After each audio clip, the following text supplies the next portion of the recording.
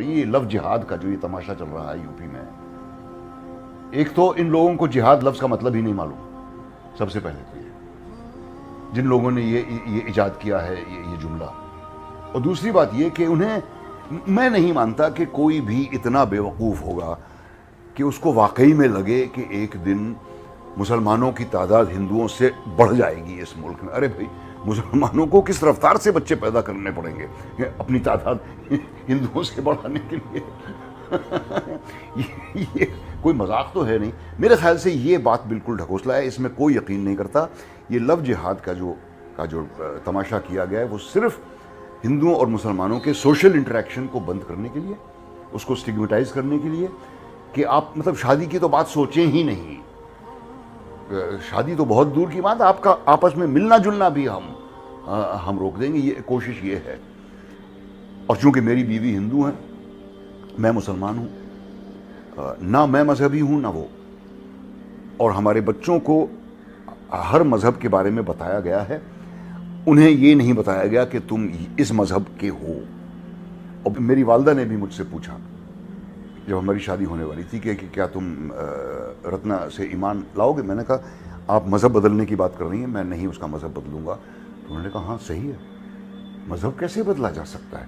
اب میری امی جو بنا پڑھی لکھی تھی, ایک بہت ہی آرتھوڈاکس قسم کے گھر میں ان کی تربیت ہوئی تھی, 5 وقت کی نمازی تھیں, زندگی بھر انہوں نے پورے روزے رکھے, حج بھی کیا, سب کچھ. لیکن انہوں نے تک یہ کہا کہ جو باتیں تمہیں بچپن میں سکھائی گئی انہیں بدل کیسے سکتے ہو. مذہب بدلنا بالکل ٹھیک نہیں ہے. کہ اگر ایک مسلمان لڑکا ہندو لڑکی سے شادی کرتا ہے تو کیا وہ مسلمان لڑکا ہندو کے گھر میں جا کے نماز پڑھ سکتا ہے, اور کیا وہ لڑکی مسلمان کے گھر میں پوجا کر سکتی ہے. سب سے پہلے کچھ شرائط ہے ہر چیز کے. آپ اگر گاڑی رکھیں گے اور گاڑی کا ایک پہیہ رکھیں گے, سائیکل کا ایک پہیہ رکھیں گے, ٹریکٹر کا, تو گاڑی چلیں گی کیا؟ یا چاروں سائیکل کر دو یا چاروں ٹریکٹر کر دو. اسی لیے قرآن کی آیت سورہ بقرہ کی سورہ نمبر 2 آیت نمبر 221 میں اللہ تعالیٰ فرماتے ہیں کہ آپ مشرکہ سے شادی نہیں کر سکتے جب تک وہ ایمان نہ لائے.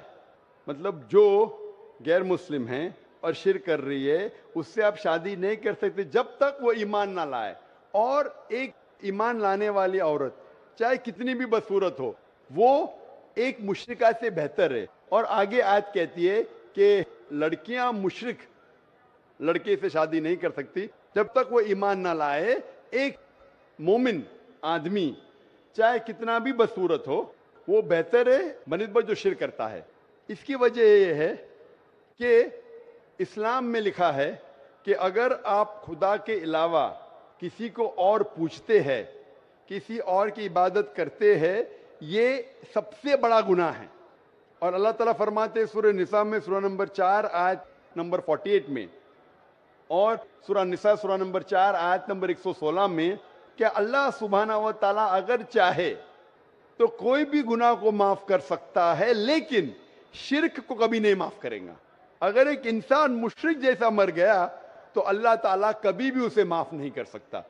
جس نے ہمیں زندگی دی, جس نے یہ ساری چیزیں ہمیں دی دنیا میں, اگر ہم اس کو گالی دیں گے, اس کے علاوہ کسی اور کی عبادت کریں گے, یہ شرک ہوا. تو اسی لیے اسلام میں اجازت نہیں ہے کہ ایک مسلم لڑکا یا لڑکی کوئی مشرک لڑکا یا لڑکی سے شادی کرے, یہ اجازت نہیں ہے. جہاں تک کہ سوال ہے کہ ایک عام مسلمان ہندو گھر میں نماز پڑھ سکتا ہے, اگر اس کے سامنے کوئی مورتی نہیں ہے تو وہ نماز کہاں بھی پڑھ سکتا ہے اگر جگہ صاف ہے. اسی لیے شادی کے لیے شرط ہے کہ دونوں کا ایمان ہو. اور اگر آپ ہندو مذہب پڑھیں گے تو ہندو مذہبی کتاب میں بھی یہی لکھا ہے جو میں نے پہلے پیش کیا, پہلا جو سوال تھا بھائی صاحب کا, اور میں نے کہا کہ ہندو مذہب میں بھی یہی لکھا ہے نا تس پتیماستی, اس ایشور, اس بھگوان, اس خدا کا نہیں, کوئی مورتی نہیں, کوئی فوٹوگراف نہیں, کوئی پینٹنگ نہیں, کوئی پورٹریٹ نہیں, کوئی آئیڈل نہیں, کوئی اسٹیچو نہیں.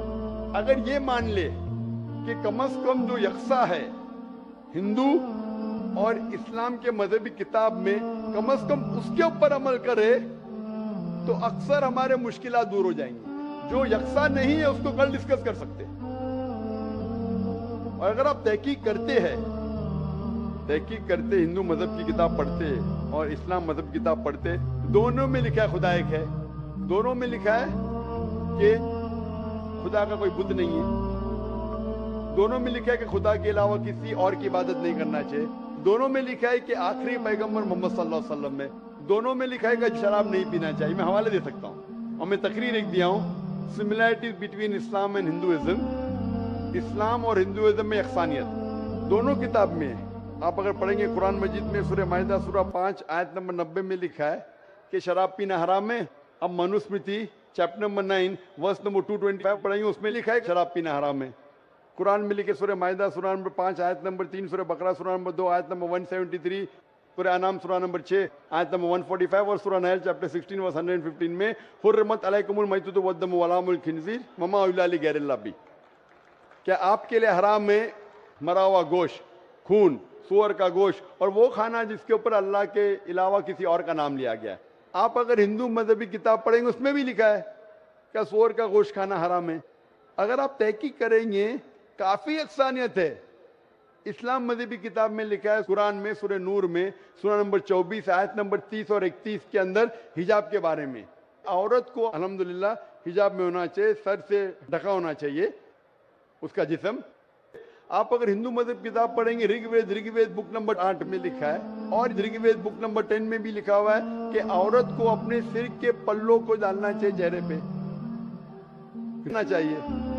اور اسلام مذہب میں جو مذہبی کتاب میں لکھا ہے, لیکن افسوس کی بات ہے کہ مذہب کے ٹھیکیدار یہ چیز کا ذکر ہی نہیں کرتے. کیوں؟ اسی لیے میں حوالے دیتا ہوں. میں کوئی عالم نہیں ہوں, میں کوئی پنڈت نہیں ہوں, میں اپنے آپ کو طالب علم کہتا ہوں, لیکن میں ہمیشہ حوالہ دیتا ہوں. تو کسی کو بھی شک ہے, کسی کو بھی شبہ ہے تو گھر پہ جا کے چیک کر سکتا ہے, یا انٹرنیٹ پہ جائیے, آپ ٹائپ کرو, وید بھی انٹرنیٹ کے اوپر ہے, قرآن بھی انٹرنیٹ کے اوپر ہے, ٹائپ کرو, ریفرنس ٹائپ کرو, آپ کو حوالہ مل جائے گا.